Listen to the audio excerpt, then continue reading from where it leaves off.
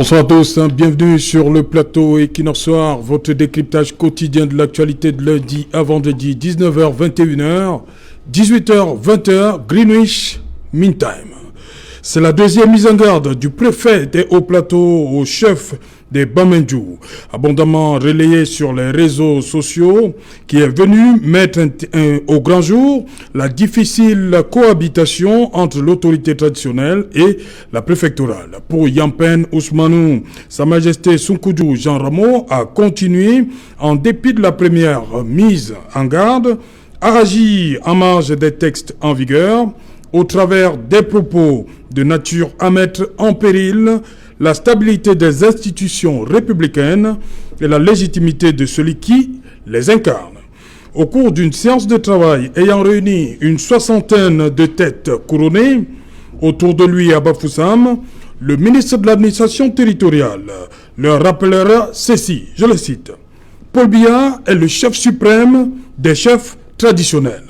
Tous les chefs doivent lui faire allégeance, comme vos sujets le font à votre endroit. Fin de citation. Paul Atangadi, au cours de cette séance de rappel à l'ordre, reconnaîtra que beaucoup de chefs traditionnels se sont éloignés de leur mission pour embrasser la politique. Paul Atangadi va leur demander de donner des idées sur l'agriculture. Madame, Monsieur, tout à l'heure à 20h, c'est la grande édition d'information présentée une fois de plus par Cédric Noufélé, tout de suite après le débrief du journal et tout de suite, le fait du jour.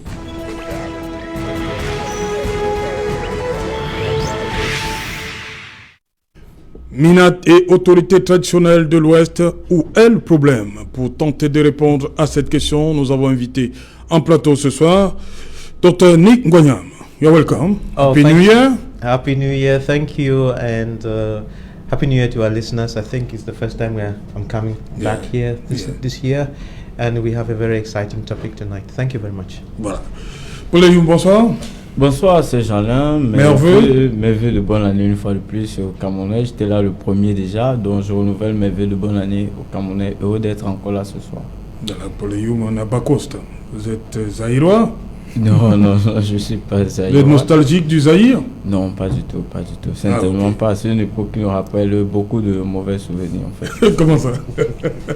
Bonsoir, Kaminele. Serge Alaoto, bonsoir. Bonsoir, Paulium. Bonsoir, docteur. Bonsoir, téléspectateurs d'Equinox Télévision. Une fois de plus, c'est un plaisir pour moi de venir, de répondre présent à votre invitation dans cette émission culte. Voilà. Equinox Soir. Merci. Bonsoir également à Paris, à Ablaziz Moundé. Bonsoir, Ablaziz. Bonsoir au plateau, bonsoir aux nombreux téléspectateurs d'Equinox Soir. Moussango, paix à tous. Voilà, Ablaziz, on l'a entendu, mais on ne l'a pas vu. Nous, on va rester sur le plateau. Dites-moi. Oui, bonsoir, Ablaziz. On vous a enfin. Voilà, bonsoir une fois de plus. Bonsoir, Serge Alain. Bonsoir à tout le plateau. Bonsoir aux nombreux téléspectateurs d'Equinox Télévision et Moussango, paix à tous.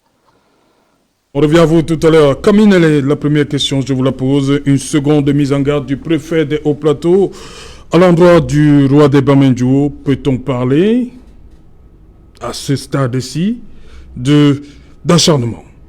Moi, je parlerais plutôt d'agacement. D'agacement, oui. D'acharnement, je pense que c'est le mot me paraît un peu péjoratif. Agacement, oui. Parce que le préfet estime, à tort ou à raison, mais il estime, quand il est carré dans son rôle, que les sorties dans les réseaux sociaux et dans les journaux de Sa Majesté Sunkudu sont de nature justement à enflammer la tête de certaines personnes et peut-être même à menacer la cohésion sociale. Vous savez, le préfet, c'est le garant de l'ordre. C'est lui qui est responsable de la... comment est-ce qu'on peut appeler ça, de l'ordre sur sa circonscription.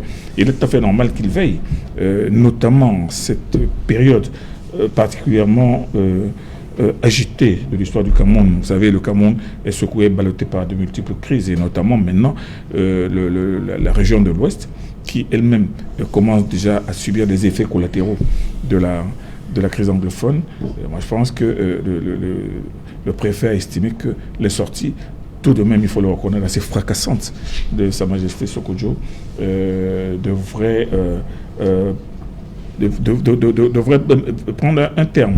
Pourquoi? Parce que le préfet estime que non seulement ce n'est pas qu'il remette en cause la liberté d'expression de Sa Majesté, mais il estime que sa façon de dire, compte tenu de l'ascendant qu'il a sur les populations, parce que vous savez, quand le chef parle, les villageois se disent que c'est la parole du chef. Et la parole du chef, c'est quand même une parole sacrée. Mais depuis que Sa Majesté Sokudjo parle, qu'est-ce qui a de nature à amener le préfet à penser qu'il incite... inciter les populations à la révolte et à l'insurrection? Vous êtes en train de poser une question du journaliste. Oui. Mais la question, il faudrait plutôt poser aussi la question maintenant à un responsable de l'ordre, à un responsable de l'administration, qui a pour mission d'assurer l'ordre et d'être garant de l'ordre.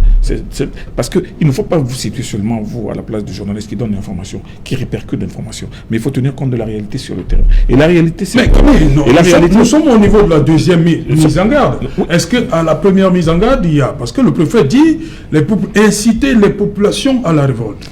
On peut donc savoir que jusqu'ici, qu'est-ce qui s'est concrètement passé au lendemain des sorties de Sa Majesté Sokudjo? Vous ne pouvez pas dire ces journées autour que les déclarations, les sorties de Sa Majesté Sokudjo sont innocentes ou bien elles ne sont pas enflammées. En fait, on l'a entendu par exemple à Equinox Soir, quand il a dit notamment que Paul Biya a abandonné son pays. Quand un chef dit cela, ces populations entendent cela.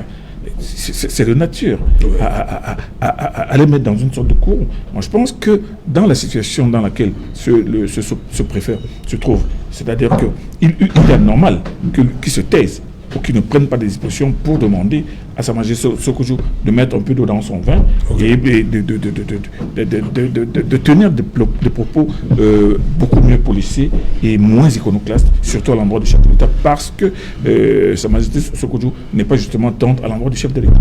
Ok. Dr Ningwanya, sur cette seconde mise en garde, quelle est la lecture que vous faites? Ce qui nous vient des hauts plateaux. Well, what we are seeing... you are looking at a minor thing happening in that area. Oui, des hauts plateaux. Yes. Alors que c'est plus grand. Yes. It's the sign of a disease that is deeper. All right. And like I've said before, if you understand the problem tree, we are running after little fires here and there and running after little fires. No, forget about the little fires. Concentrate on solving the problems of Cameroonians and you don't have little fires to run after. Those little fires are an indication that something more serious is wrong and you should work on that. It's very simple. When there was the COVID-19 thing, when it was raging, you remember there was, in one village down there in the south, there was one chief who told the prefect off. Because the prefect, instead of bringing real buckets and things, he brought le seau de maçon and gave them and expected the villagers to be clapping. And the man was lost. So he asked questions, what the hell is this? And then the prefect vomited on him. And you remember there was another lady, a lady chief somewhere down in the south. Dans le sud. Yes, and they were cutting wood behind their backyard and they were getting nothing out of it. And then when she stood up and raised her voice, and she was hammered. So there is a problem of dialogue between the people and the government. Dialogue is not something that you have to call for, like the major national dialogue. You wait until things are so rotten, then you call for a big dialogue and make a fanfare of it. And so dialogue is a continuous process where you have to be talking to your people and your people talking back to you. It's a two-way traffic, and the traffic never stops. It's possible that the people, these chiefs, probably this other one, they have been complaining, but nobody listens to them. Just like with the Anglophone problem, people have been complaining and complaining and complaining and complaining. On va rendre compte, nothing is done until it breaks out into this violence. So the bottom line is, we don't have a culture of dialoguing with people. Usually, the way the country is structured, you have the ministers sitting up here with their état-major, and then the population is down here, and the état-major and the ministers, they have their feet on the population, and you are not supposed to speak. That is, and it goes to an extent that where everybody thinks that to scream from down there is wrong. It's not wrong. So that is the point. There is a lack of emotional intelligence in our communication skills and communication styles. And then the way people are trained in Enam, it looks like they just go there and just go around looking for someone to hit with a stick. That's not the way you communicate with people. No, it's just about maintain the Lord, maintain the Lord, maintain the Lord. No, you should do more than maintain the Lord. You know, there's just so much going on that we can talk the whole night about it, but something is seriously wrong. Ok. On accueille Emmanuel Kounié qui nous a enfin rejoint. Bonsoir. Bonsoir Serge, merci bienvenue. de passer la parole. Je m'excuse pour ce retard vraiment indépendant de ma volonté. J'ai essayé, mais je n'ai pas pu. Ok. Voilà, on va d'abord prendre Abdelaziz Mondé. Abdelaziz Mondé, dites-nous, vous avez également pris connaissance de cette deuxième mise en garde du préfet des Hauts-Plateaux. Qu'est-ce que cela vous inspire comme commentaire? Et aussi, est-ce que Sa Majesté Soukoujou commence à déranger?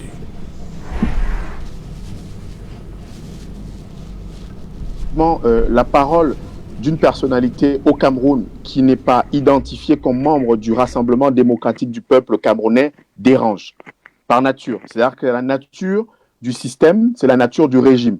Quand on est chef traditionnel au Cameroun, quand on appartient au RDPC, on est en collusion avec l'autorité administrative, le gouverneur, le préfet, le sous-préfet.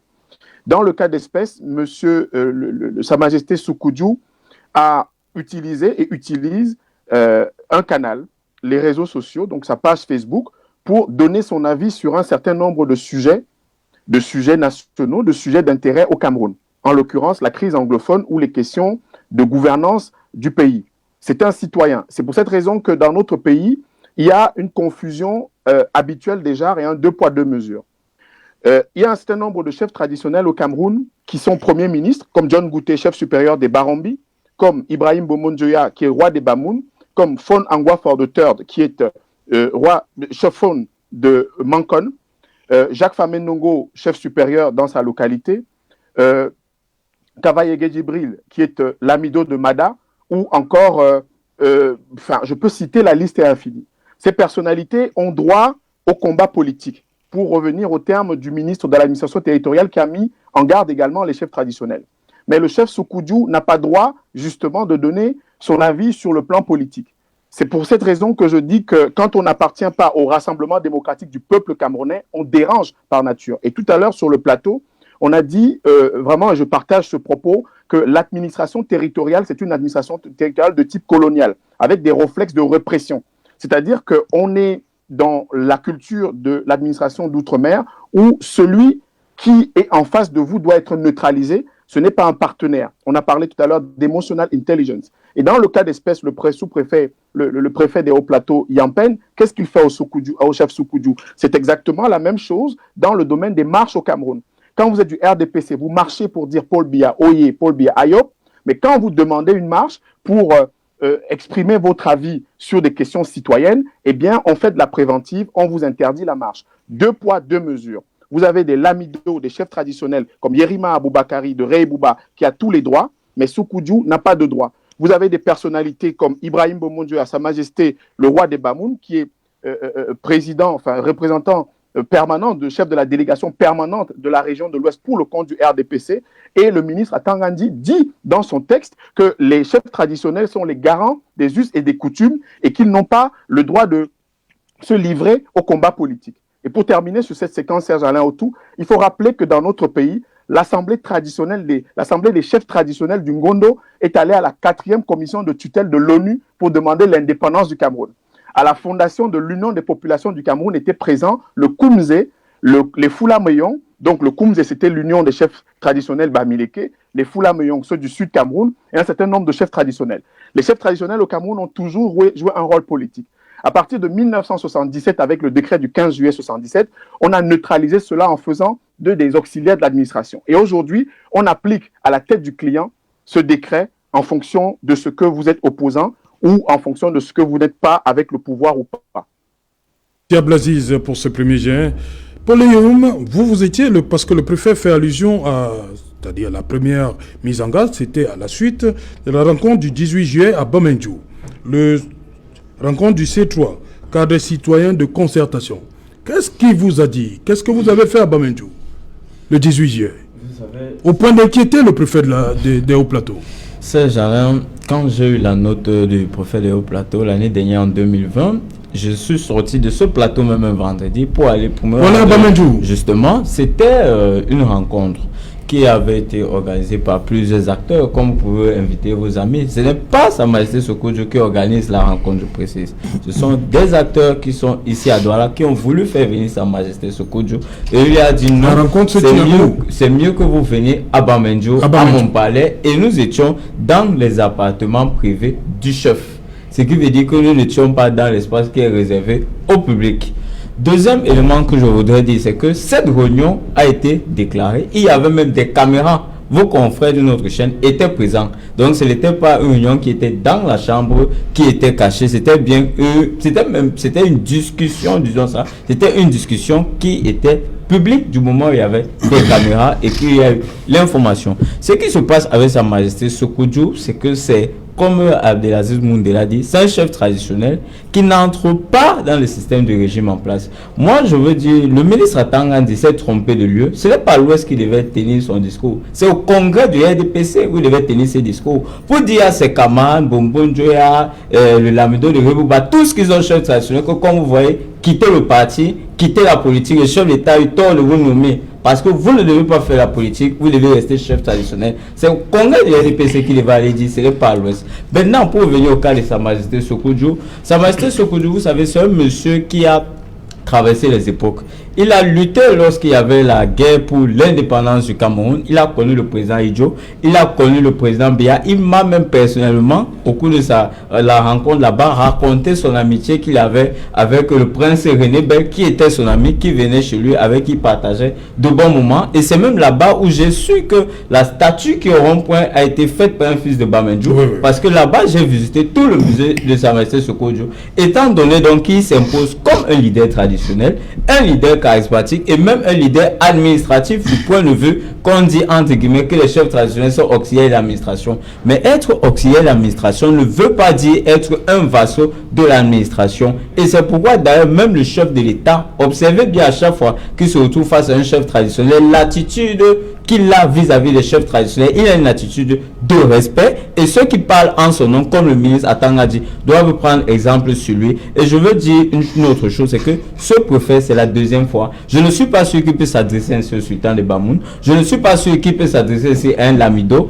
Il le fait tout simplement parce que il y a des gens qui sont zélés, qui pensent qu'ils peuvent faire ailleurs ce qu'ils n'accepteraient pas chez eux. Et je vais dire à ce préfet que nos chefs traditionnels, au-delà d'être des citoyens, ont aussi un côté mystique. Ils ont des peuples qui sont avec on ne parle pas de mystique. Non, monsieur Otto, vous savez, nous sommes en Afrique. Je vais d'ailleurs vous raconter une anecdote. Il y a un gouverneur qui avait interdit le Ngondo.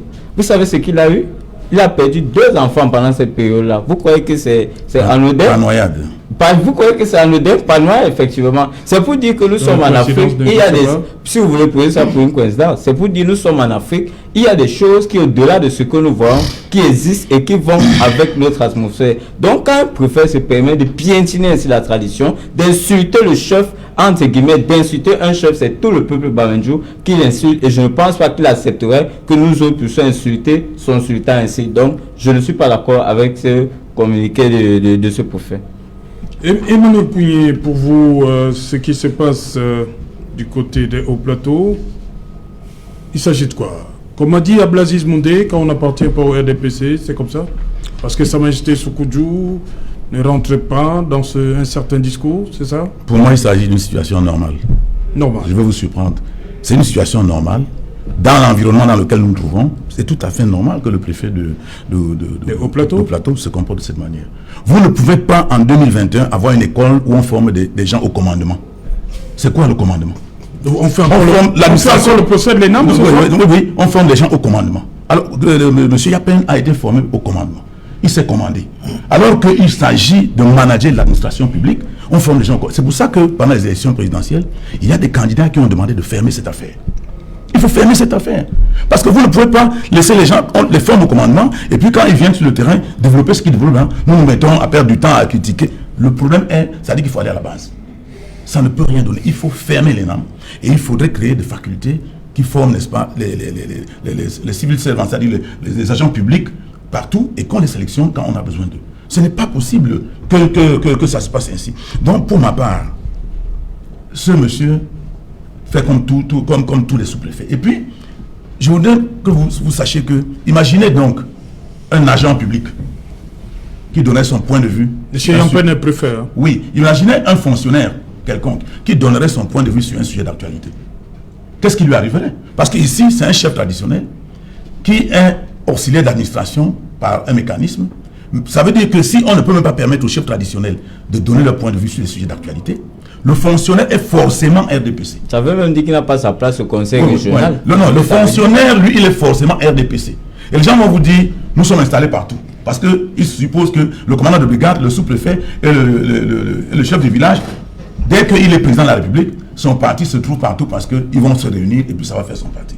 Donc il n'a pas besoin d'implanter son parti. Donc le RDPC est un parti administratif qui a phagocyté l'administration. Ça donne ce que vous voyez là. Donc pour ma part, le problème est plus sérieux. Monsieur Yapen, le préfet, il fait de la flagonnerie. C'est-à-dire qu'il veut dire à ses patrons que je suis en train de faire le travail ou bien il a reçu des instructions, il est en train de mettre en œuvre. Moi je crois que le problème est plus sérieux que ça.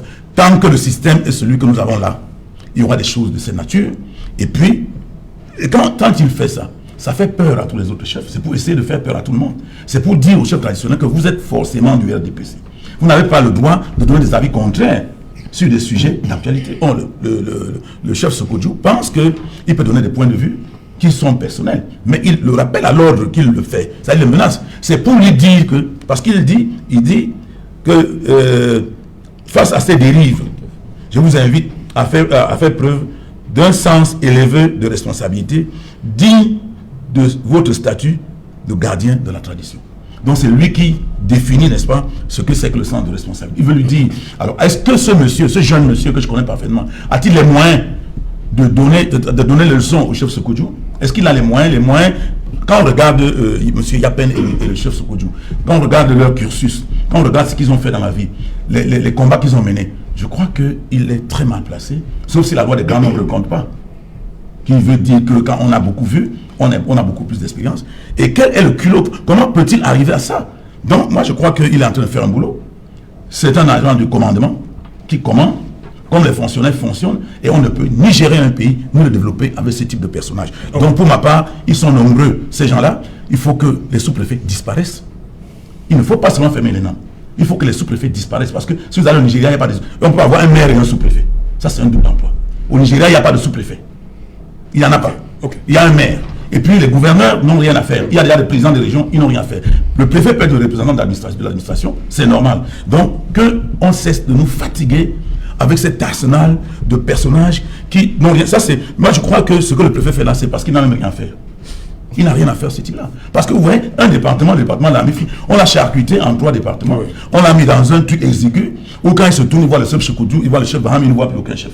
Il voit à la limite le chef Bangou. Et il n'a plus personne autour de lui. Il se met à faire des choses qui n'ont aucun sens. Déjà, le faire ainsi, c'est inadmissible, c'est pas normal. Donc, voilà. Pour ma part, qu'on mette fin à cette affaire de sous-préfet, qu'on mette fin à cette affaire de gouverneur, que le président de la région joue leur rôle, que les maires jouent leur rôle, et qu'on ferme tout simplement les NAM pour que le Cameroun puisse un pays qui puisse se situer, n'est-ce pas, au diapason de la modernité. Voilà, Camille Nélé, on a quand même assisté au début du grand dialogue national. On a appris cette sortie de Sa Majesté Ibrahim Boumboundjouya qui parlait des problèmes du Cameroun. Mais on n'a pas vu une telle levée de bouclier comme on voit actuellement avec Sa Majesté Sokodjou. Qu'est-ce qui explique ça? Je dois d'abord vous dire que il m'est difficile de ne pas exprimer mon inconfort sur un plateau comme celui-ci où je ne trouve où il n'y a que des postures politiques. Le problème qui se trouve là, c'est d'abord un problème de civilité, un problème de vivre ensemble. C'est-à-dire que monsieur le sous-préfet, et d'ailleurs, monsieur le préfet, je veux dire, monsieur Kougné vient de dire la fin de sa lettre, dans laquelle il lui dit de faire preuve de responsabilité. Il ne lui donne pas des injonctions. Il lui dit, je vous demanderai de faire preuve de responsabilité. Pourquoi? Parce que la responsabilité, quand monsieur Kougné dit que le sous-préfet est mal placé pour lui donner des leçons de responsabilité, le problème, c'est que la liberté d'expression et toutes les libertés inclut aussi la responsabilité. La liberté, il n'y a pas une liberté sans limite.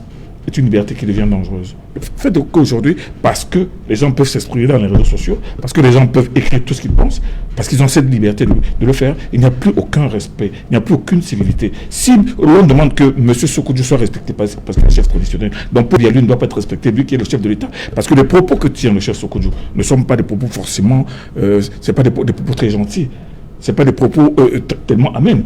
Vous comprenez?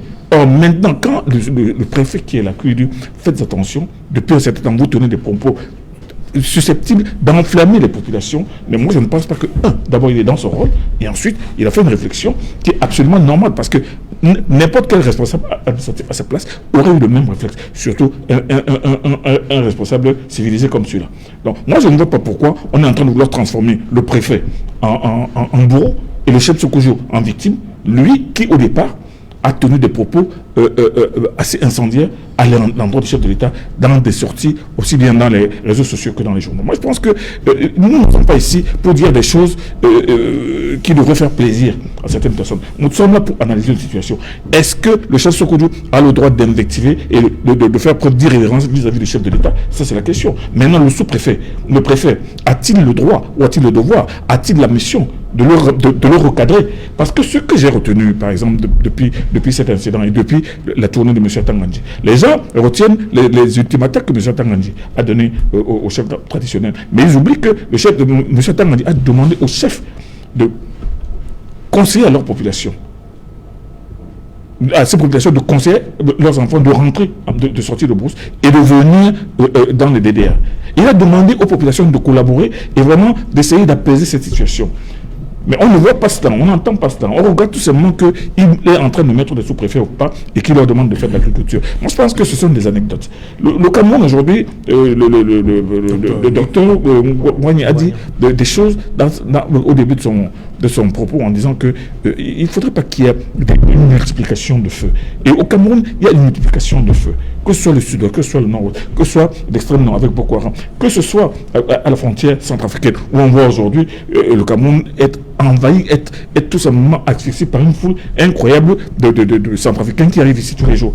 Et maintenant, s'il faut que dans les villages et dans les bleds et dans les communes, dans les mairies, les gens soient là à se crêper le chignon et à dire que c'est la faute du chef de l'État, le chef de l'État a abandonné son peuple, Moi, je pense qu'une liberté qui s'exerce de cette manière, ce n'est pas une liberté responsable. Et moi, je crois que ce qu'on reproche au chef Bamindjou, c'est d'avoir fait preuve d'irrévérence et surtout d'outrecuidance vis-à-vis du chef de l'État. Parce que lui qui est chef, s'il se faisait houspiller par un habitant de son village ou par un groupe d'habitants de son village pour lui dire qu'il est ceci, qu'il est cela, je pense qu'il y aura aussi des gens pour dire que maintenant vous n'avez pas le droit, c'est le chef.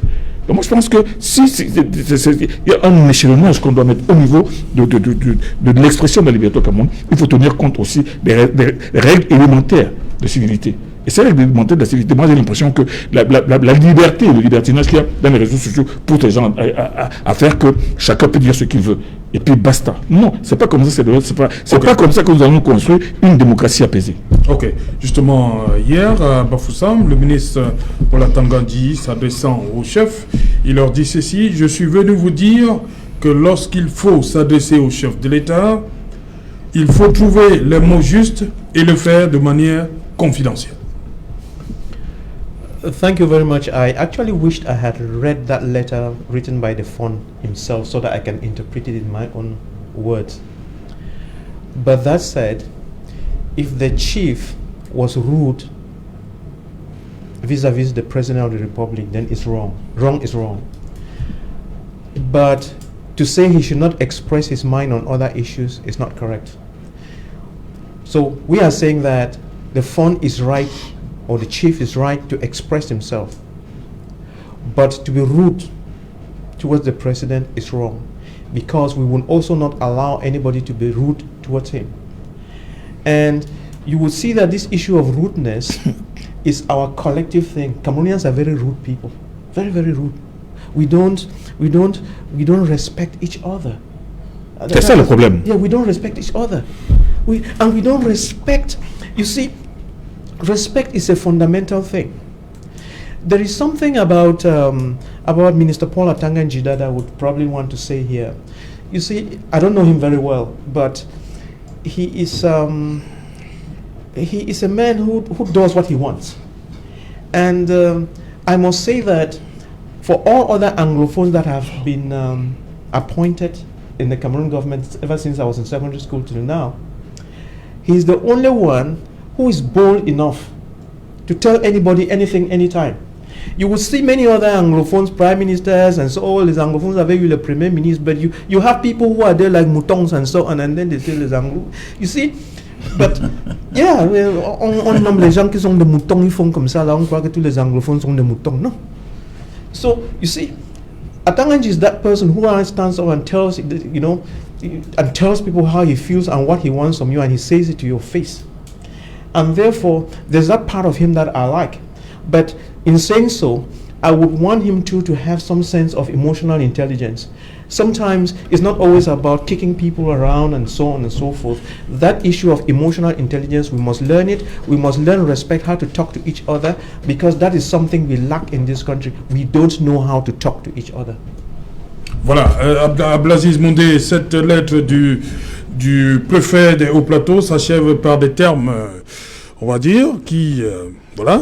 Toute nouvelle sortie cybernétique ou médiatique intempestive de votre part, au mépris du respect de l'état de droit et des institutions de la République, vous exposera à la rigueur de la loi. Qu'est-ce que ça veut dire? On devrait s'attendre à quoi? Connaissant Sa Majesté Sékou-Djou. Vous savez, dans notre pays, depuis que l'ordre colonial a été instauré, c'est-à-dire qu'à partir de 1890, j'ai eu à le rappeler sur quelques plateaux, notamment sur Equinox Soir, on a déstructuré, on a désorganisé le pouvoir traditionnel, le pouvoir d'État, le pouvoir politique traditionnel. Ce n'est plus le chef traditionnel, le lamido, le roi, le faune, effectivement, qui a l'autorité, l'effectivité du pouvoir. Effectivement, c'était l'allemand, le français et puis désormais l'administration d'État. Et cette administration d'État utilise des termes qui sont des termes répressifs, des termes d'injonction, des termes, évidemment, l'État a le monopole de la violence légitime, mais ce n'est pas simplement le monopole de la violence légitime, mais c'est surtout pour instaurer un ordre. C'était avant, dans la période du maquis, puisqu'on appelle le roi Sékou-Djou, le chef Sékou-Djou un maquisard, c'était de dire, faites attention, alignez-vous. Et puis j'ai entendu sur le plateau, M. Nélé nous parler comme si on était dans le goulag ou un régime totalitaire. Non, nous sommes au Cameroun. Le Cameroun a choisi depuis 1990, avec le retour du multipartisme, un régime de type libéral, sur le plan des libertés. Au Cameroun, on critique le chef de l'État, parce que le chef de l'État n'est pas sacré. Le chef de l'État est important, c'est une fonction suprême, mais si le président de la République pose un acte qui n'est pas conséquent pour un citoyen, il est du devoir d'un citoyen camerounais, dont M. Sékou-Djou ou de M. Kavaye Djibril ou de M. Mbomo Njoya en tant que citoyen, de le critiquer au même titre que n'importe quel Camerounais. Je rappelle, Serge Alain Autou, que le Cameroun a pris un certain nombre de lois, a voté en ratifiant, effectivement, c'était une sorte de ratification d'une directive de la CEMAC, ce qu'on appelle la loi du 18 juillet 2018. Qu'est-ce qu'elle dit, cette loi? Elle porte code de transparence et de bonne gestion dans la gestion des finances publiques. Elle nous dit à vous, chers Alain Autou, et à tous ceux qui sont sur le plateau, que vous avez l'accès à l'information, le droit à l'accès à l'information sur la manière dont on gère le budget de l'État, c'est-à-dire les procédures budgétaires ouvertes, dès que le président de la République a pris une circulaire sur le plan budgétaire. Dès que le président de la République émet une circulaire, chaque citoyen camerounais a droit, à l'accès à l'information, on appelle les procédures budgétaires ouvertes, l'accès à l'information, la redevabilité et le contrôle, c'est-à-dire que vous devez demander des comptes. C'est la loi camerounaise, 18 juillet 2018. Il y a 2 ans, donc pratiquement ça va faire 3 ans cette année, que l'Assemblée nationale a adopté, le chef de l'État a promulgué. Ça veut dire que M. Sékou-Djou, que ce soit sur les réseaux sociaux, ou que ce soit à l'Assemblée nationale, ou que ce soit dans la rue ou partout, un Camerounais peut demander comment on gère 1 franc CFA de l'argent de l'État. Il peut demander au président de la République pourquoi on n'applique pas l'article 66 de la Constitution de la République du Cameroun, pourquoi depuis 1996, donc depuis 25 ans, le président de la République, on ne sait pas quelle est la fortune, quels sont les biens du président de la République au Cameroun et des gouvernements subséquents. Ce n'est pas demander une faveur ni au préfet Yampen, ni au ministre Atanganji, ni à Paul Biya, mais c'est d'exercer un devoir citoyen, un droit citoyen, je dirais même, M. Nélé, M. Serge Alain Autou, et puis tous ceux qui nous écoutent. au Cameroun, on fait comme si avoir sa liberté, exercer sa citoyenneté, c'est une faveur. Non, on ne peut pas le dire. Je termine sur cette séquence, Serge Alain Autou. Quand le roi des Bamoun, précisément, Bomon Dioya, a tenu dans les colonnes de la nouvelle expression un propos qui n'allait pas dans le sens de la doxa du RDPC sur la modification constitutionnelle en 2008, il a été littéralement mis à l'index, marginalisé. Ça se sait. La réconciliation avec le président Paul Biya est intervenue plus tard. Quand le roi des Bamoun, précisément Bomon Dioya, devant la tribune du grand dialogue national, qu'est-ce qu'on a fait? On l'a recadré, le premier ministre John Bouté. Et le même ministre Atangandi, justement, a tenu un propos relativement peu amène à son égard, parce qu'il avait tenu un propos qui était libre. Donc, il ne faudrait pas que notre pays soit un pays à tête chercheuse. Ce qu'on applique au roi Soukoudjou, on devrait le dire à tous les chefs traditionnels du Cameroun. J'ai rappelé qu'au gouvernement du Cameroun, le primus inter pares, le premier d'entre eux, le premier ministre, est chef supérieur des Barombi dans le sud-ouest. Le président de l'Assemblée nationale du Cameroun est chef et Lamido Amada. Le président du Conseil économique et social, M. Ayan Luc, est Lamido à Doukoula, est chef supérieur à Doukoula. Comment on fait? Par quelle gymnastique on peut indexer un chef traditionnel en lui disant de ne pas tenir des propos politiques, en lui disant de ne pas se mêler de combats politiques, alors même que l'antre du RDPC, l'antre de la gestion du Cameroun est constitué de chefs traditionnels qui disent librement ce qu'ils pensent de Maurice Kamto, ce qu'ils ont pensé de Ndam Dioya, ce qu'ils pensent de Cabral Libi, ce qu'ils pensent de n'importe quel homme politique au Cameroun. Je ne comprends pas. Donc, en résumé, on est citoyen au Cameroun, on est égaux au Cameroun. Le chef de l'État peut être critiqué par un citoyen de façon courtoise, peut-être pour certains, mais aussi de façon ferme pour d'autres qui estiment que nous sommes dans un régime de liberté et que nous pouvons nous exprimer librement autant que nous sommes. Ok, merci Abdelaziz Poleyoum, le ministre Paul Atangandi, qu'il pense que beaucoup de chefs... Je vous en prie. Je vous en prie. Je vous en prie. Pardon. Le ministre Paul Atangandi pense que beaucoup de chefs se sont éloignés de leur mission. Ils ont embrassé la politique. Là, il n'a pas tort. Mais c'est dans le mauvais sens. Oui. Tout simplement parce que ceux qui ont embrassé la politique sont ses camarades de parti. Oui. C'est-à-dire que nous devons tous regretter que nos chefs traditionnels aujourd'hui aient embrassé la politique. Je prends mon cas. Moi, je ne suis pas du RDPC. Vous êtes chef traditionnel? Je ne suis pas chef. Mais je dis, j'aime mon chef traditionnel qui peut être militant du RDPC. En pleine campagne, j'ai en face de moi qui l'adversaire politique ou le chef. Voilà. C'est ça le problème qu'il y a en fait. Et tous sont dans le RDPC. C'est pour ça que je dis que s'il doit s'adresser aux gens, c'est aller au congrès du RDPC, dire à ses camarades chefs traditionnels que quitter la politique, aller rester chef traditionnel et laisser les autres gérer les affaires politiques. Aujourd'hui, le problème qu'on a au Cameroun, c'est que l'autorité administrative se croit permis de tout. Je vous rappelle que dans le NUN récemment, il y a encore eu des problèmes entre une autorité administrative, Madame le maire, etc. Ça veut donc dire que nous devons revoir le système de notre administration. En fonction comme si nous étions encore à l'époque de la colonisation. C'est pas normal. Le chef Soukoudjou dont on parle beaucoup, lui, dans la même région, il a dans le même département Sa Majesté Pokamas, qui est bien sénateur du RDPC. Pourquoi on ne va pas s'adresser à lui d'une manière condescendante et c'est seulement Sa Majesté Soukoudjou? Tout simplement parce que lui, il a dit, il ne mange pas de ce pain-là et on veut utiliser toutes les attitudes irrévérencieuses, indécentes. Et je voudrais dire, le préfet a dit dans ses propos que Sa Majesté Soukoudjou appelle à l'insurrection. Il faut qu'il donne les propos clairs, qui montrent l'appel à l'insurrection, qui montrent la dissidence, le système à partir tout ce qui va avec. Même quand le patriarche Kamine dit que Sa Majesté Soukoudjou était irrévérencieuse envers le chef de l'État, moi je voudrais comprendre en quoi. Quels sont les mots qu'il a dit qui sont des mots irrévérencieux? Je ne vois pas. Sincèrement, je ne vois pas. Il ne faudrait donc pas que nous soyons dans un État où on dit que nous avons la démocratie, nous avons la liberté d'expression et c'est nous-mêmes qui créons encore les entraves à la liberté d'expression. Soit on change la constitution du Cameroun, on rentre au parti unique, on dit qu'il ne peut plus venir, qu'il nous dit qu'il n'est pas d'accord avec ce comment on gouverne le Cameroun et je m'aligne. Soit on dit que c'est la démocratie et on juge la démocratie, on s'exprime librement comme tous les autres citoyens. Sa Majesté Soukoudjou est un chef traditionnel qui, comme tous les autres chefs traditionnels qui sont au Cameroun, a le droit et la liberté de s'exprimer sur les sujets vis-à-vis sur les sujets qui concernent la vie de la nation. Et je veux chuter par là. Je voudrais dire aux populations de Bamendjoum que si moi j'étais même fils de Bamendjoum, il doit poursuivre ce préfet en justice pour dénonciation calomnieuse. Qu'il a prouvé au tribunal où Sa Majesté Sékou-Djo a appelé à l'insurrection. Parce que quand il sera traîné en justice, je peux vous garantir qu'il sortira de ce procès. Peut-être dans ce procès, il aura une condamnation au niveau du soit du tribunal administratif, soit du tribunal civil. Je ne suis pas expert en droit. Quand il sortira de là avec une condamnation, je crois que les autres préfets, ils comprendront qu'ils ne peuvent plus avoir un certain nombre d'attitudes et vis-à-vis des chefs traditionnels qui ne font pas plaisir. Ok, Emmanuel Kougny, on veut museler le chef, surtout le dernier paragraphe, l'avant-dernier paragraphe, où il dit toute nouvelle sortie cybernétique ou médiatique intempestive de votre part, au mépris du respect de l'état de droit et des institutions de la République, vous exposera à la rigueur de la loi.